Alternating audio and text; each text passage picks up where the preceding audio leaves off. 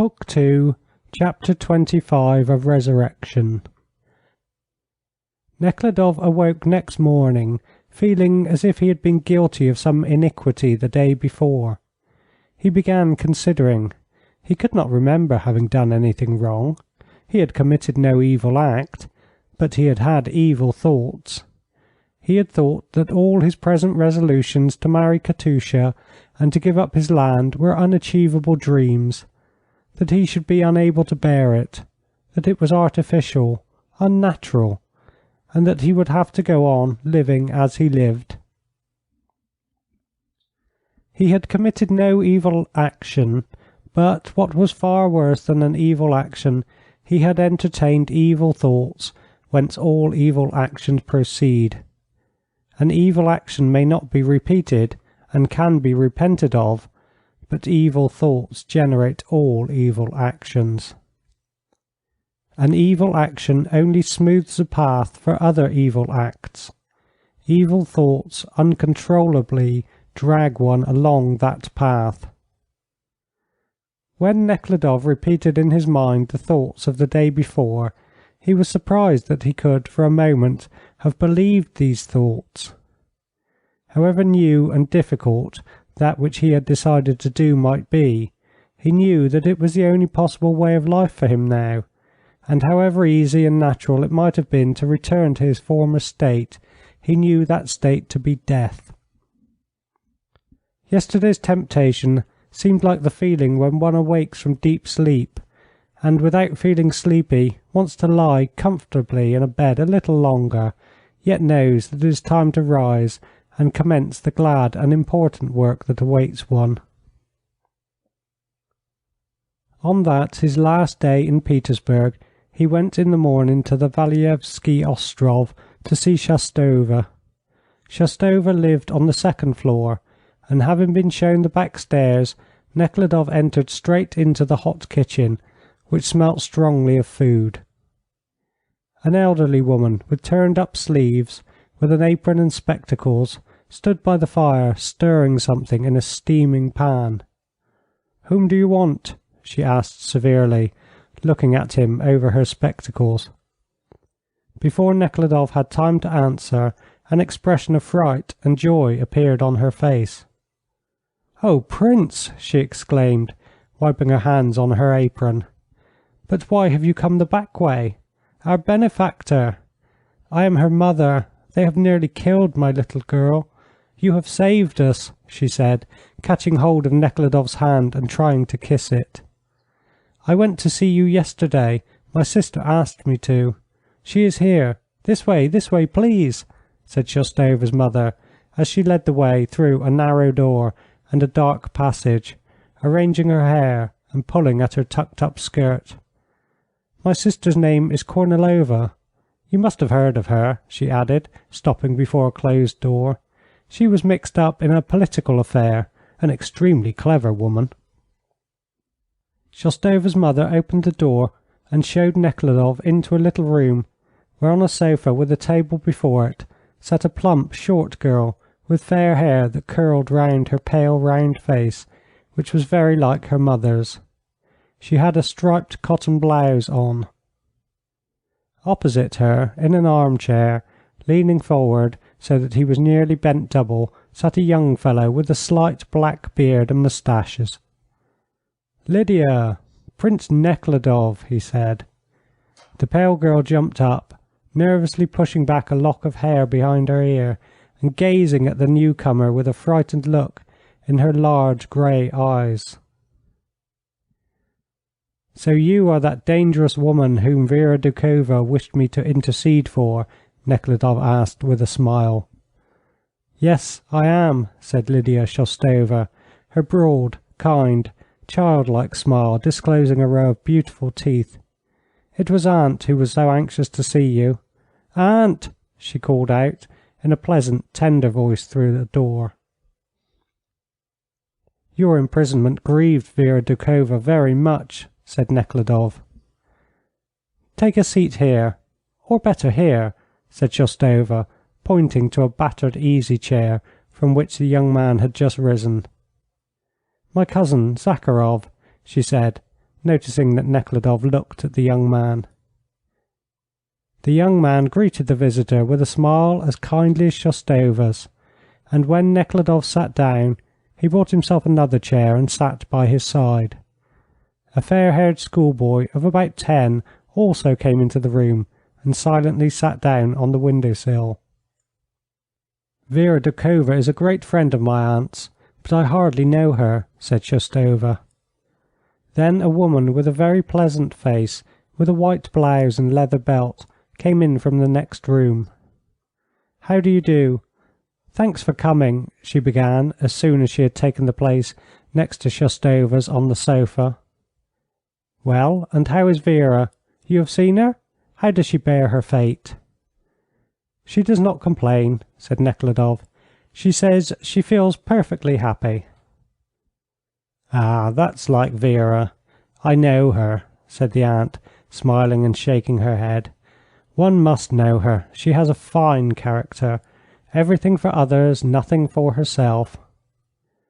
"No, she asked nothing for herself, but only seemed concerned about your niece. What seemed to trouble her most was, as she said, that your niece was imprisoned for nothing." "Yes, that's true," said the aunt. "It is a dreadful business. She suffered, in reality, because of me." "Not at all, aunt. I should have taken the papers without you, all the same." "Allow me to know better," said the aunt. "You see," she went on to Nekhludoff, "it all happened because a certain person asked me to keep his papers for a time, and I, having no house at the time, brought them to her. And that very night the police searched her room and took her and the papers, and have kept her up to now, demanding that she should say from whom she had them." "But I never told them," said Shostova quickly, pulling nervously at a lock that was not even out of place. "I never said you did," answered the aunt. "If they took Mitin up, it was certainly not through me," said Shostova, blushing and looking round uneasily. "Don't speak about it, Lydia dear," said her mother. "Why not? I should like to relate it," said Shostova, no longer smiling nor pulling her lock, but twisting it round her finger and getting redder. "Don't forget what happened yesterday when you began talking about it." "Not at all. Leave me alone, mamma. I did not tell. I only kept quiet. When he examined me about Mitin and about aunt, I said nothing, and told him I would not answer. Then this Petrov—" "Petrov is a spy, a gendarme, and a blackguard," put in the aunt, to explain her niece's words to Nekhludoff. "Then he began persuading," continued Shostova, excitedly and hurriedly. "Anything you tell me," he said, "can harm no one. On the contrary, if you tell me, we may be able to set free innocent people whom we may be uselessly tormenting." Well, I still said I would not tell. Then he said, "All right, don't tell, but do not deny what I am going to say," and he named Mitin. "Don't talk about it," said the aunt. "Oh, aunt, don't interrupt." And she went on, pulling the lock of hair and looking around. "And then, only fancy, the next day I hear, they let me know by knocking at the wall, that Mitin is arrested. Well, I think I've betrayed him, and this tormented me so, that I nearly went mad." "And it turned out that it was not at all because of you he was taking up." "Yes, but I didn't know. I think, there now, I've betrayed him. I walk and walk up and down from wall to wall, and cannot help thinking, I think I've betrayed him.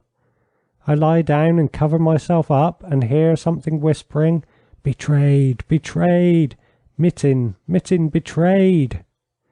I know it is an hallucination, but cannot help listening. I wish to fall asleep, I cannot. I wish not to think, and cannot cease. That is terrible." As Shoustova spoke, she got more and more excited, and twisted and untwisted the lock of hair around her finger. "Lydia, dear, be calm," the mother said, touching her shoulder, but Shoustova could not stop herself. "It is all the more terrible," she began again, but did not finish, and jumping up with a cry, rushed out of the room. Her mother turned to follow her. "They ought to be hanged, the rascals," said the schoolboy who was sitting on the window-sill. "What's that?" said the mother. "I only said—" "Oh, it's nothing," the schoolboy answered, and taking a cigarette that lay on the table, he began to smoke. End of Book 2, Chapter 25.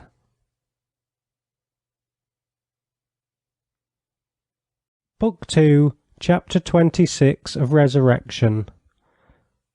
"Yes, that solitary confinement is terrible for the young," said the aunt, shaking her head and also lighting a cigarette. "I should say for everyone," Nekhludoff replied. "No, not for all," answered the aunt. "For the real revolutionists, I have been told, it is rest and quiet. A man who is wanted by the police lives in continual anxiety, material want, and fear for himself and others, and for his cause. And at last, when he is taken up, and it is all over, and all responsibility is off his shoulders, he can sit and rest. I have been told they actually feel joyful when taken up. But the young and innocent, they always first arrest the innocent, like Lydia. For them the first shock is terrible. It is not that they deprive you of freedom, and the bad food and bad air, all that is nothing. 3 times as many privations would be easily borne if it were not for the moral shock when one is first taken. Have you experienced it?" "I was twice in prison," she answered, with a sad, gentle smile. "When I was arrested for the first time, I had done nothing. I was 22, had a child, and was expecting another. Though the loss of freedom and the parting with my child and husband were hard, they were nothing when compared with what I felt when I found out that I had ceased being a human creature and had become a thing. I wished to say goodbye to my little daughter. I was told to go and get into the trap. I asked where I was being taken to. The answer was that I should know when I got there. I asked what I was accused of, but got no reply. After I had been examined, and after they had undressed me and put numbered prison clothes on me, they led me to a vault, opened a door, pushed me in, and left me alone. A sentinel with a loaded gun paced up and down in front of my door, and every now and then looked in through a crack. I felt terribly depressed. What struck me most at the time was that the gendarme officer who examined me offered me a cigarette. So he knew that people liked smoking, and must know that they liked freedom and light, and that mothers love their children and children know mothers. Then how could they tear me pitilessly from all that was dear to me, and lock me up in prison like a wild animal? That sort of thing could not be borne without evil effects. Anyone who believes in God and men, and believes that men love one another, will cease to believe it after all that. I have ceased to believe in humanity since then, and have grown embittered," she finished with a smile. Shostova's mother came in at the door through which her daughter had gone out, and said that Lydia was very much upset, and would not come in again. "And what has this young life been ruined for?" said the aunt. "What is especially painful to me is that I am the involuntary cause of it." "She will recover in the country, with God's help," said the mother. "We shall send her to her father." "Yes, if it were not for you, she would have perished altogether," said the aunt. "Thank you. But what I wish to see you for is this. I wish to ask you to take a letter to Vera Doukhova," and she got the letter out of her pocket. "The letter is not closed. You may read and tear it up, or hand it to her, according to how far it coincides with your principles," she said. "It contains nothing compromising." Nekhludoff took the letter, and, having promised to give it to Vera Doukhova, he took his leave and went away. He sealed the letter without reading it, meaning to take it to its destination. End of Book 2, Chapter 26.